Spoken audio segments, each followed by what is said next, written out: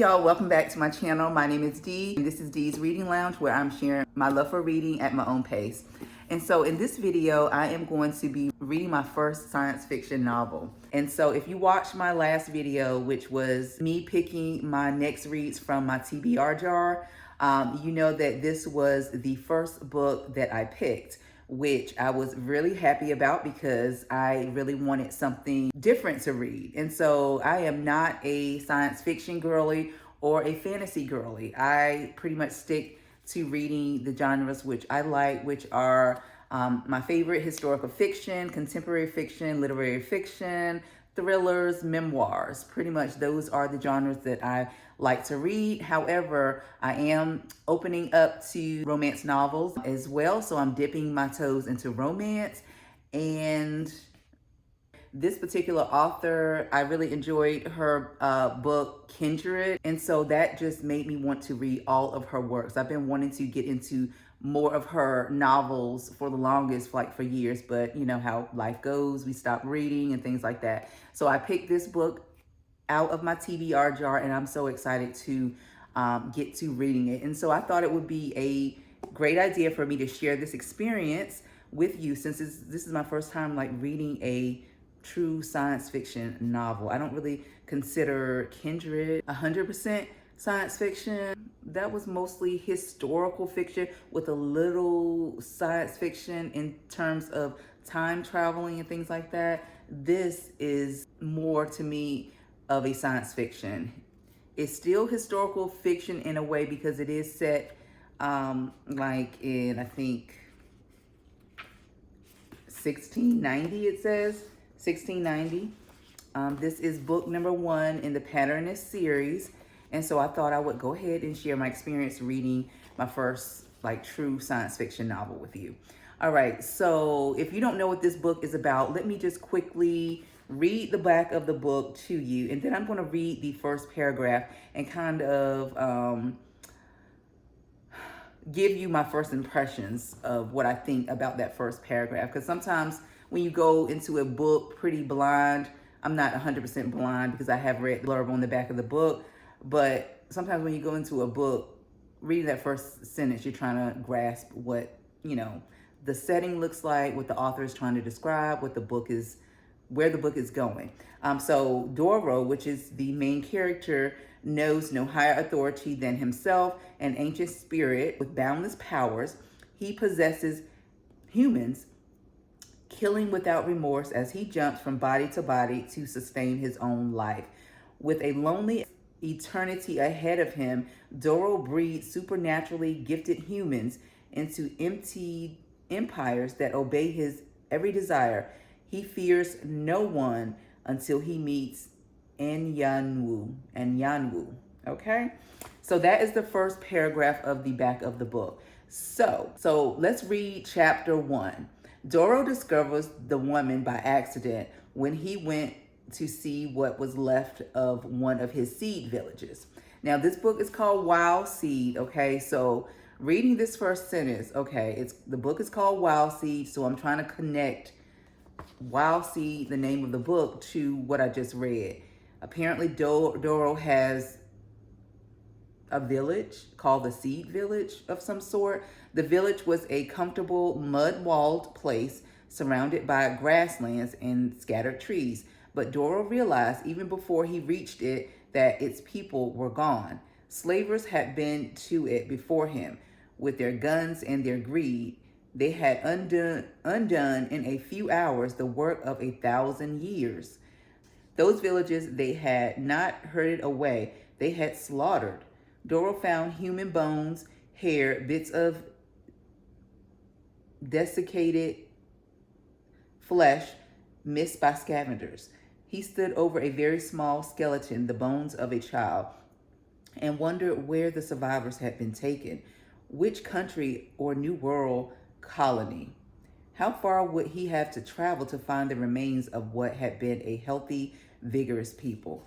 So reading that first paragraph, Doro had a village that was inhabited by humans. Slavers came and stole them or killed them, and now there's nobody there in this village or community. Now he's got to figure out what happened to the people that once were there, which were, it says, a healthy, vigorous people. So I guess that's where the book is going. He's going to be on this search to find the missing people of the village and what happened to them. I'm going to continue to read for about until 2 o'clock because it's 13:38. And today I have designated to do some deep cleaning in my house. I didn't get to do it on yesterday when I wanted to, like all the things that I wanted to. So I'm only going to be reading 30 minutes of this book just so I can give you a first impressions of what I think. And then usually at night when I'm getting ready to go to bed, I read a little bit more, maybe an hour or two at night. So that's what I'm going to do. If I do have some free time during the day, I will pick it up as well and read. So I'm just going to sit here and read the rest of this book and see what my feelings are about reading science fiction.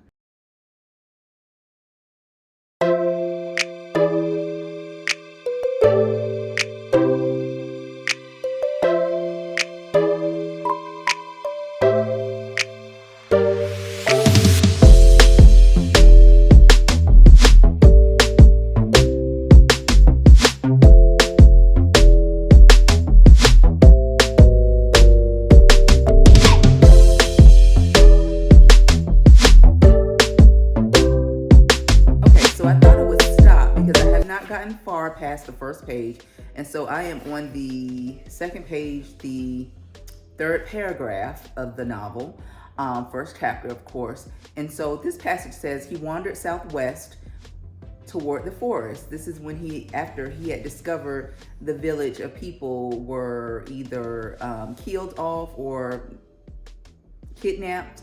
He wandered southwest toward the forest, leaving as he had arrived, alone, unarmed, without supplies, accepting the savannah and later the forest as easily as he accepted any terrain. He was killed several times by disease, by animals, by hostile people. This was a harsh land, yet he continued to move southwest. So that part about he was killed several times makes me think, of course, that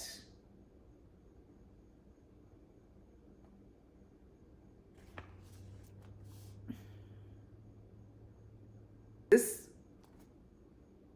being, okay, whatever Doro is, he can't be killed. I mean, I guess he was killed, but he came back to life or something like that. Okay, so let's continue reading, okay?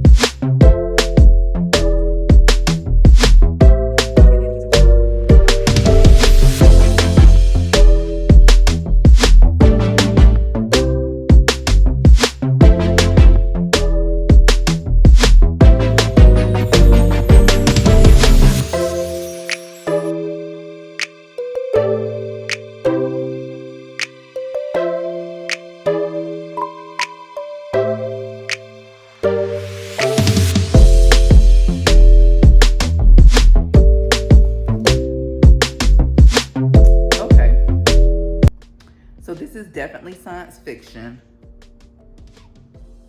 Now we're talking, or we have met a character called Yenwu, and I'm not sure what type of being she is, but she has a lot of power. It seems like she has a community of her own, and Doro, since he is, he's decided to search for the missing people that were among his seed villages. He ends up running into in Yenwu's community. She can kind of sense that he's there. But so far, like, no confrontation has been made because he's hiding himself from her, but she knows that he's there. They're talking about how she has all this power. She has the ability to heal people of their sickness with the herbs and things like that she uses. Let me read this to you. Each time she's passed the test, her accusers had been ridiculed and fined for their false charges in each of her lives as she grew older. So I'm kind of confused about that. In each of her lives as she grew older, people ceased to accuse her, though not all ceased to believe she was a witch. So, this type of thing is why I don't really do science fiction, just because it can get really complicated and, it's just not my style. Witches and witchcrafts and healing using herbs and things like that can get it can be a little bit too much for me. However, I'm continuing to read the book, and so it's not boring so far. I'm on page 5, just, I guess, getting some background on what's happening. So far Doro has moved his hunt to where this new character is in her community. She knows that he's there, but no confrontation has been made. Got a little background about her and her community, and she seems to be like the one with all the powers. So I'm just going to continue to read this. I hope I'm making sense. Yeah, it's a little difficult. I can't lie. It's kind of difficult to follow the story. I've digested what I've read so far, and I think I have a sense of what's going on, but I guess I just need to keep reading.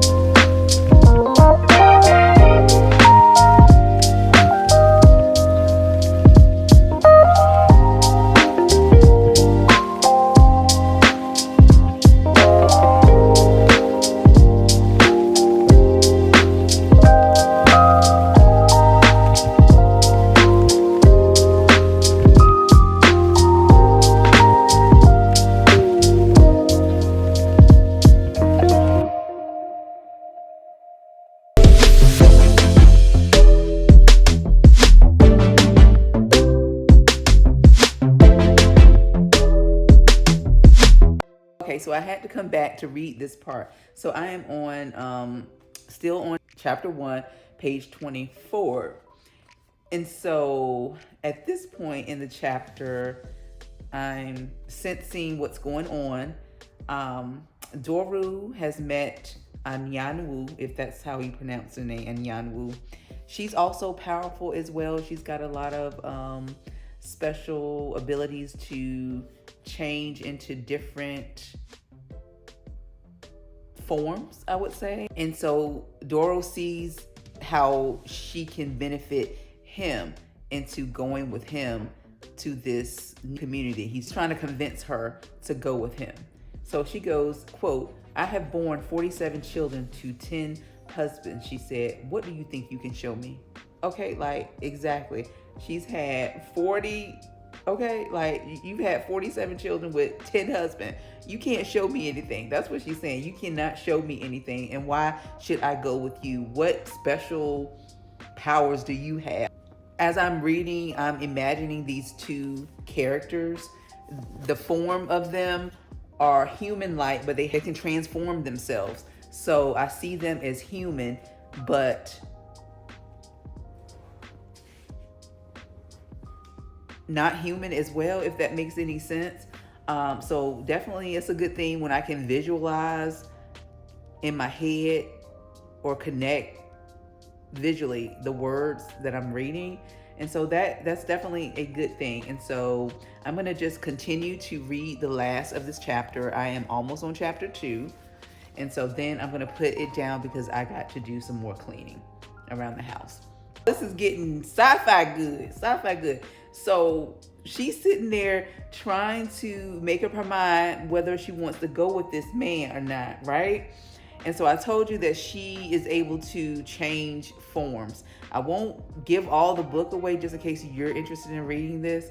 And so I'll just read this passage and you can make your own guesstimate of what is going on, okay? And so it says, it was not until she began to grow breasts that he knew for certain he had won. He got up, and when the change was complete, he took her to the couch. He took her to the couch, and that is how it ended, y'all. So even though it was weird, like visualizing these inhuman human forms, I'm enjoying it. I'm enjoying it, even though it's a little weird. Okay, it's different, I would say. Not something that I would be, I usually read, but I enjoyed this. So we're going to end it at page 25, chapter 2. I've made it to chapter 2. I've made a dent in the book, so I'm always happy to see that.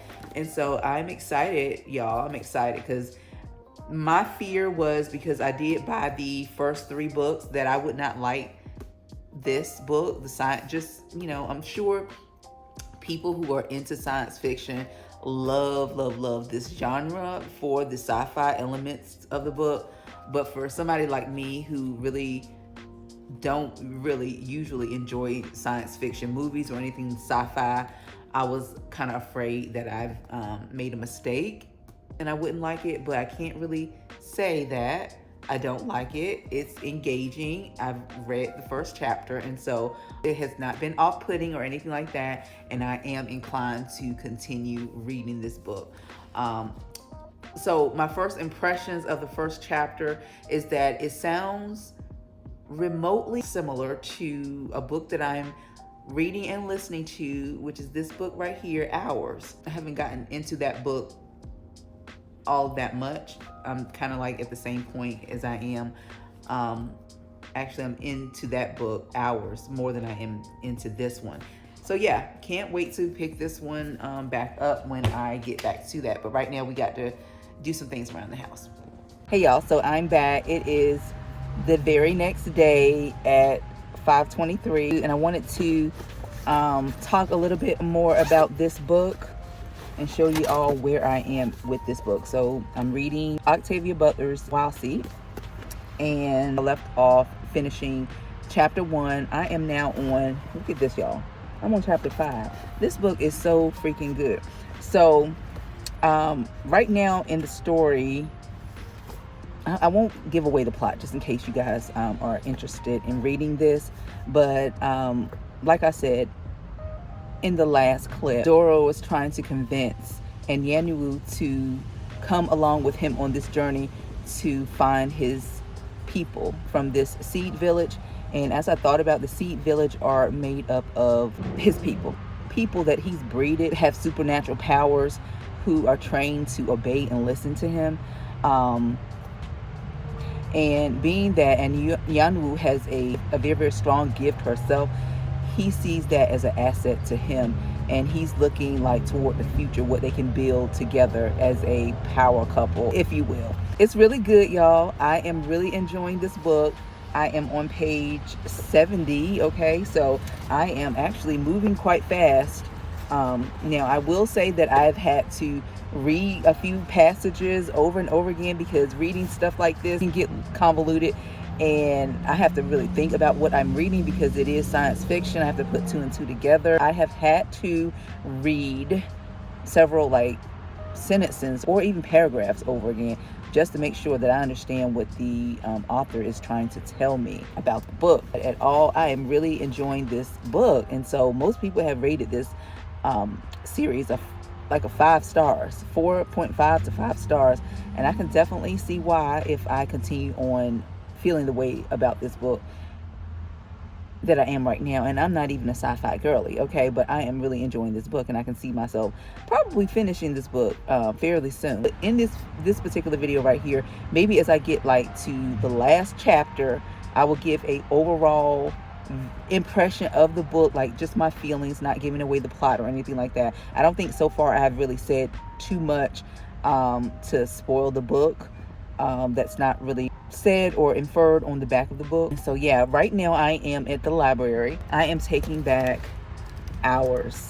I have been reading this book for, I think, I want to say 9 days, y'all. And I finally this morning decided to DNF this book. I am DNFing this book. I will talk more about it in like a recent reads video, why I'm DNFing this.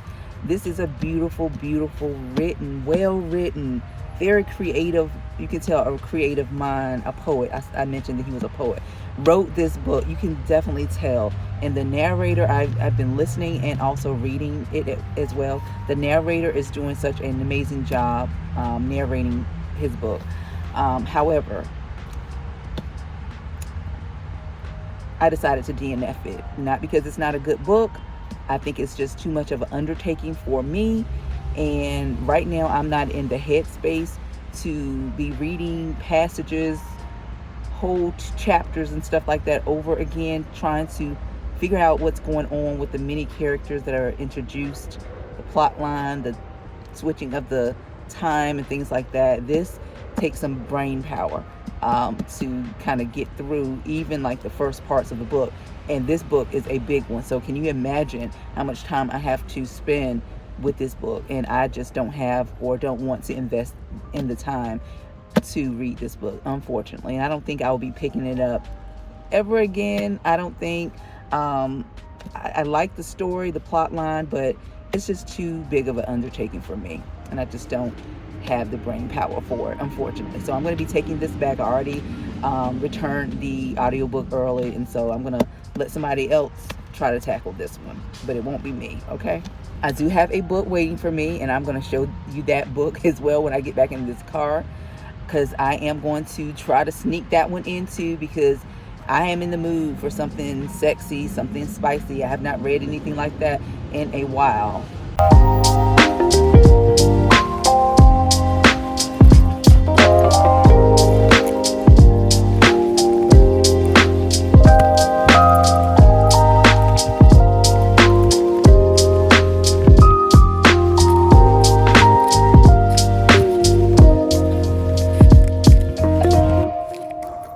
Back in the car, and I don't know if you guys saw the book as I was pulling it out of the slot, the whole slot. And so yes, I got a Zane book, y'all, and this is going to be my first time reading a Zane book. I've heard people talk about this author, that she's very, very spicy, or the #1 for spice if you want it to get spicy, and I think I'm in the mood for something like this.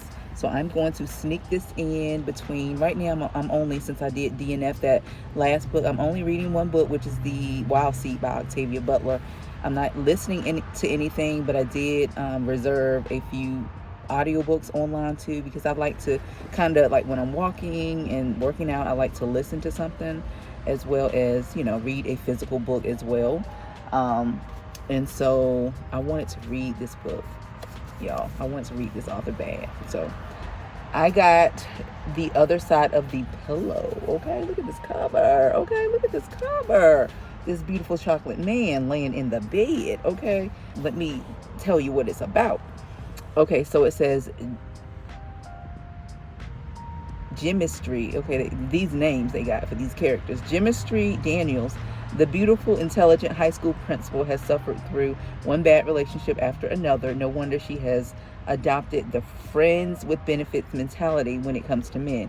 For Chemistry, spelled with a J, like chemistry, but with a J, there's to be no catching feelings, and her biggest mistake would be to open her heart up again. I can definitely relate to that. Okay, been through a little heartbreak myself, and opening up to someone just to be heartbroken again. When Dr. Tevin Harris hears Chemistry read her poetry at a cafe, he knows from her confessional writing that her past with men has been difficult. The prominent vascular surgeon, okay, he's a vascular surgeon who has only casually dated ever since his divorce, is attracted to the embittered Chemistry nonetheless. With a little persistence, he convinces her to go out with him. She has baggage, but so does he.